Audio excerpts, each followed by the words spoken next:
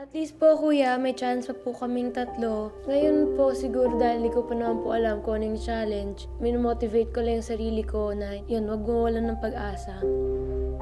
Naiiyak ako kuya. Sa mga task po, hindi talaga ako magaling kuya.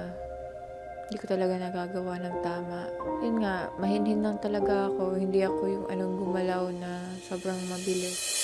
Matapos ang cake task, inanunsyo na ni Kuya kung sino ang tuluyan ng ligtas kina Daniel, Jane, Manolo at Vicky. Daniel, Vicky, Manolo, at Jane. Narito ang resulta ng inyong naging hamon.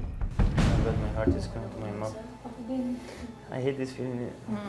Vicky, ikaw ay nakapatay ng 26 o 26 na kandila. Jane, ikaw ay nakapatay ng 42 kandila o 42 candles.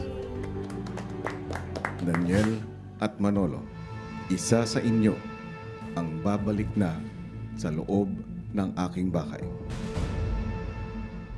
Ikaw ay nakapatay ng 87 kandila. Daniel. At ikaw, Manolo, ay nakapatay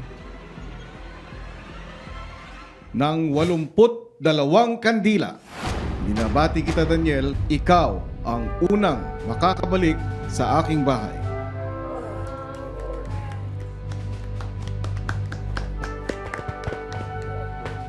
Daniel, sa ngayon, ikaw ay mananatili muna kasama kina Vicky, Manolo at Jane. Sige po. Papasok ka sa loob ng aking bahay sa panahon na itatakda ko. Vicky, Manolo at Jane, kayong tatlo ay muling haharap sa isa pang matinding pagsubok. Ang magwawagi sa pagsubok na ito ay makakabalik din sa aking bahay.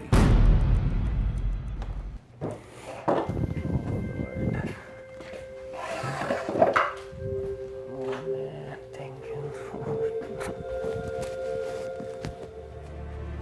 Sobrang saya po na babalik ako sa bahay. Sobrang nakakayak po.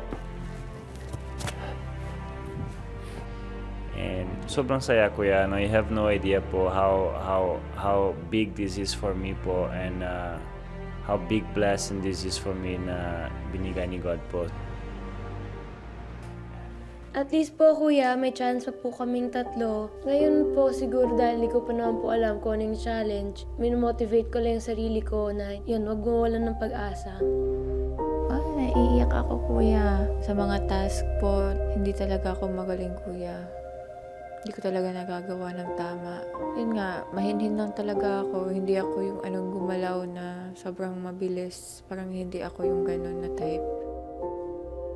Sobrang sayang po na 5 candles na lang po yung difference po. Sa susunod po ng challenge, syempre po, bibigay po yung times 2 ko pa. Times 2 ng intensity ko po para manalo po. Kasi gusto ko po manalo.